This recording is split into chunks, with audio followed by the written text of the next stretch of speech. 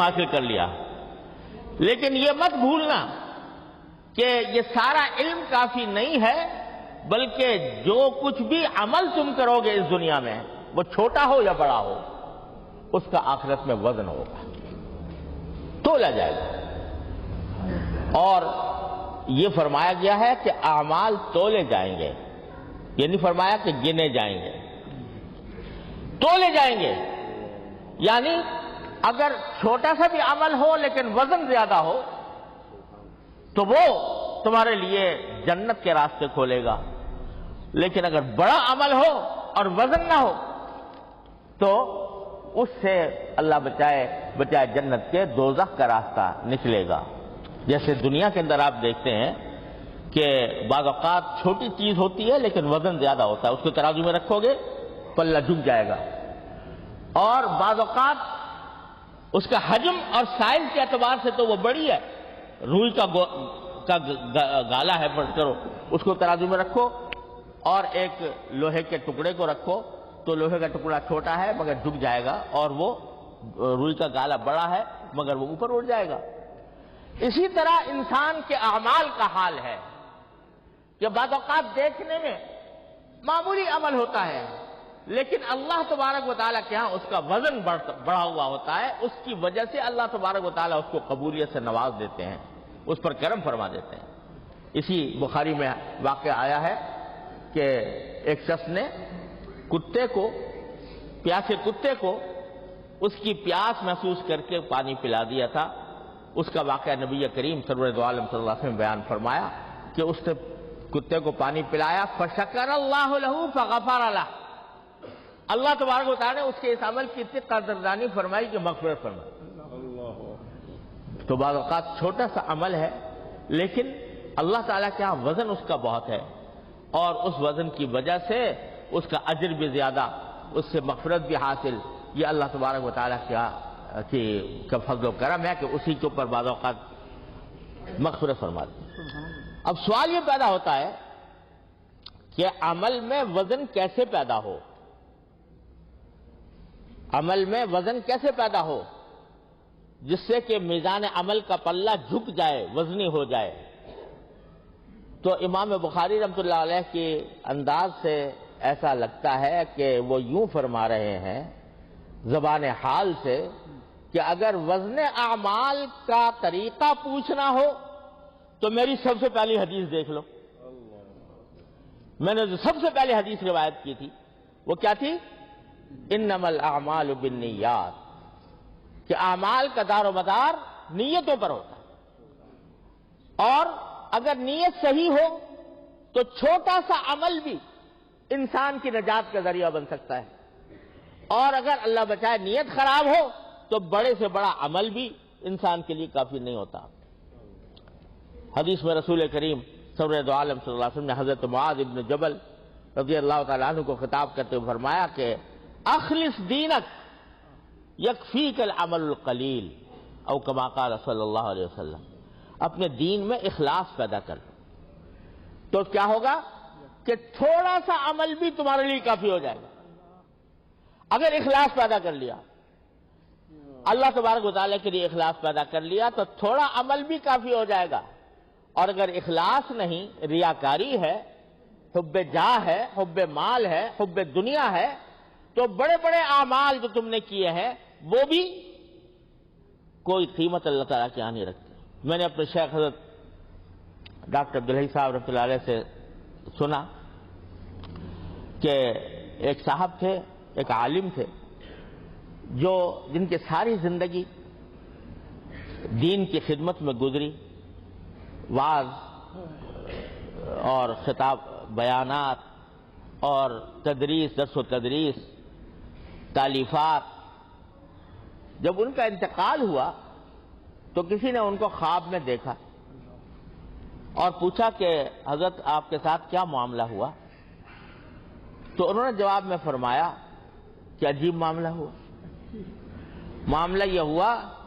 کہ ہم نے تو یہ سوچا ہوا تھا کہ شاید جو کچھ ہم نے خدمت انجام دی ہے کچھ اس کا صلہ اللہ تعالیٰ عطا فرمائیں گے، لیکن جب اللہ تعالیٰ کی بارگاہ میں حاضری ہوئی تو معاملہ یہ ہوا کہ اللہ تبارک و تعالیٰ نے فرمایا کہ ہمیں تمہارا ایک عمل بہت پسند آیا اور بڑے اخلاص کے ساتھ تم نے کیا تھا، لہذا اس کی وجہ سے ہم تمہاری مغفرت کرتے ہیں۔ اور پھر فرمایا کہ وہ عمل یہ تھا کہ ایک مرتبہ تم بیٹھے ہوئے لکھ رہے تھے، احادیث لکھ رہے تھے، اور اس زمانے میں جو قلم ہوتا تھا وہ کلک کا، لکڑی کا قلم ہوتا تھا جو دوات میں ڈبو کر لکھا جاتا تھا، تو تھوڑی دیر کے بعد دوات میں اس کو ڈبونا پڑتا تھا، اور لکھتے لکھتے اس کا جو نب ہے یعنی اس کی جو کنارہ ہے وہ موٹا ہو جایا کرتا تھا، تو اس کو پہلے زمانے میں چاقو سے تراش کر اس کی دھار تیز کی جاتی تھی تاکہ وہ لکھنے کے قابل ہو جائے۔ تو ایک مرتبہ ایسا ہوا کہ تم نے قلم اٹھایا، دوات میں ڈبویا اور اس کو صاف کیا، اتنے میں جب ڈبویا تو ایک مکھی آ کر تمہارے اس قلم کے سوراخ میں جو روشنائی تھی اس پر آ کر بیٹھ گئی۔ تم نے سوچا کہ یہ اللہ کی مخلوق ہے، پیاسی ہے، تو میں بجائے اس کے کہ فوراً لکھنا شروع کروں اس کو پینے کا موقع دے دوں۔ میں نے آپ نے پینے کا موقع دیا اور اس کی وجہ سے وہ سیراب ہو گئی۔ تمہارا یہ عمل خالص میرے واسطے تھا، خالص میری رضا کے لیے تھا، لہذا اس کی بنا پر ہم نے تمہاری مغفرت کر دی۔ تو کہاں وہ تحقیقات اور وعظ اور خطابات اور تصنیفات اور درس اور تدریس، اور کہاں یہ عمل؟ دیکھنے میں تو وہ بہت زیادہ تھا، لیکن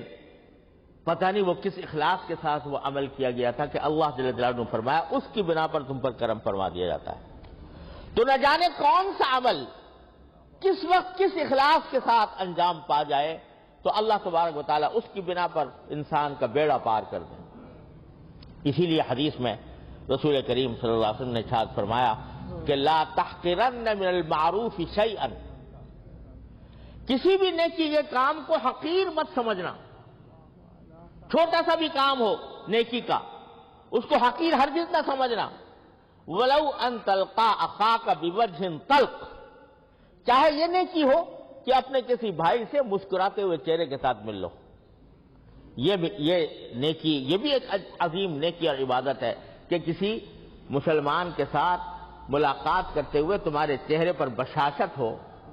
اور تم بشاشت کے ساتھ مسکراتے ہوئے چہرے کے ساتھ اس سے ملو۔ یہ دیکھنے میں چھوٹی سی نیکی ہے لیکن اس کو بھی حقیر نہ سمجھنا، یہ رسول کریم صلی اللہ علیہ وسلم نے فرمایا، اس واسطے کہ نہ جانے کس وقت اللہ تعالیٰ کی بارگاہ میں کون سی نیکی قبول ہو جائے۔ اور یہ عظیم تعلیم ہے رسول کریم صلی اللہ علیہ وسلم۔ بزرگوں نے فرمایا کہ بعض اوقات انسان کے دل میں کوئی عمل کرنے کا داعیہ پیدا ہوتا ہے کہ میں یہ کام کر لوں، لیکن شیطان یوں بہکاتا ہے کہ اس طرح سے کام سے تمہارا کیا ہوگا، تمہارا نامہ اعمال تو بدعمالیوں سے بھرا ہوا ہے، یہ چھوٹا سا اگر کر بھی لیا تو اس سے کیا نتیجہ نکلے گا۔ یہ شیطان بہکا کر اس سے انسان کو ہٹا دیتا ہے۔ حضرات صوفیاء کرام فرماتے ہیں، جو حکماء ہیں اس امت کے، وہ فرماتے ہیں کہ اگر دل میں کسی وقت کسی نیکی کا خیال آئے تو اس کو حضرات صوفیاء کرام وارد سے تعبیر کرتے ہیں، یہ وارد ہے،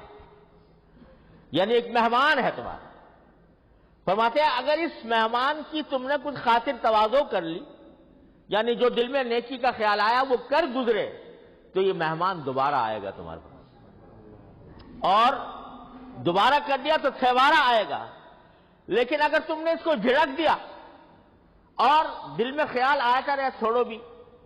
یہ کوئی نہ فرض ہے نہ واجب ہے نہ کوئی ضروری کام ہے،